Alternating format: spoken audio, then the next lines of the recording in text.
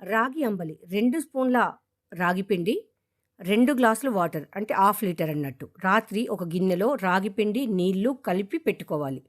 తెల్లవారాక అదే నీళ్లను స్టవ్ మీద ఎసరు పెట్టుకొని, అది వేడయ్యాక తగినంత ఉప్పు వేసుకొని, అది ఉప్పు వేసుకున్నాక మసులుతుంటుంది చూడండి. మసిలినప్పుడు మనం కలిపి పెట్టుకున్న రాగి పిండిని అందులో వేసి కాసేపు కలుపుతూ ఉండాలి. ఎందుకు అంటే ముద్దలు కట్టకుండా ఉండడానికి.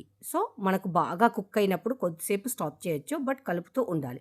కలిపినప్పుడు ఏంటి అంటే మనకు పైన తెల్లగా లేయర్ అనేది ఫామ్ అయితుంది కదండీ! ఆ ఫామ్ అయిన లేయర్ అంతా తీసేసుకోవాలి. అది వేస్ట్ అండి. అందుకని చెప్పేసి తీసేసుకోవాలి. అందులోనే ఉంటే కొంచెం మనకు పైన చిన్న చిన్న ప్యాచెస్ లాగా అనిపిస్తుంది. అలా కాకుండా పైన ఉన్న లేయర్ అంతా తీసేసుకోవాలి. బాగా ఉడికిపోయినాక ఇలా పొంగొచ్చినాక మంచిగా ఉడికిపోయినాక దీన్ని దించి పక్కన పెట్టుకొని వేడిగా అయినాక చల్లగా ఎప్పుడైనా తీసుకోవచ్చు దీన్ని. మనం ఒక గ్లాస్‌లోకి పోసుకొని మామిడికాయ తొక్కు నాక్కుంటూ ఇదొక బుక్క తాక్కుంటూ ఎంజాయ్ చేయొచ్చు. అంత టేస్టీగా ఉంటుంది. ఎందుకంటే నైట్ పుల్లబెట్టినాం కదా! పుల్ల పుల్లగా, కారం కారంగా, మంచి జ్యూసీ జ్యూసీగా చాలా బావుంటుంది. సో, ఇందులో మీకు కావాలంటే మజ్జిగ గానీ, క్యారట్ గానీ యాడ్ చేసుకోవచ్చు. నేను ప్లెయిన్ తీసుకున్నా.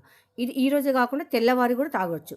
సో, అలా కాకుండా ఒక ప్లేట్ తీసుకొని, అందులో అంబలి వేసుకొని, కొంచెం చిన్నగా కట్ చేసిన ఉల్లిపాయలు, మనం వండుకున్న వైట్ రైస్, అన్నం కొంచెం వేసుకొని, ఇది కలుపుకొని, ఇలా ఆ ప్లేట్ తోటే తాగేసేయాలి. ఆ ప్లేట్ తోటి తాక్కుంటూ తొక్కుంది కదా! మామిడికాయ తొక్కు కొంచెం నాలుకకి రాసుకుంటూ, ఈ ప్లేట్‌లో ఉన్న గంజినంతా తాగేసేయొచ్చు. ఇది ఇంత కొంచెం క్వాంటిటీ కనిపిస్తుంది కదా మీకు చూడ్డానికి. అది ఒక్కటి ఆ బౌల్ తాగేస్తే ఫుల్‌గా స్టమక్ అయితదండి. అంత హెవీగా ఉంటుంది.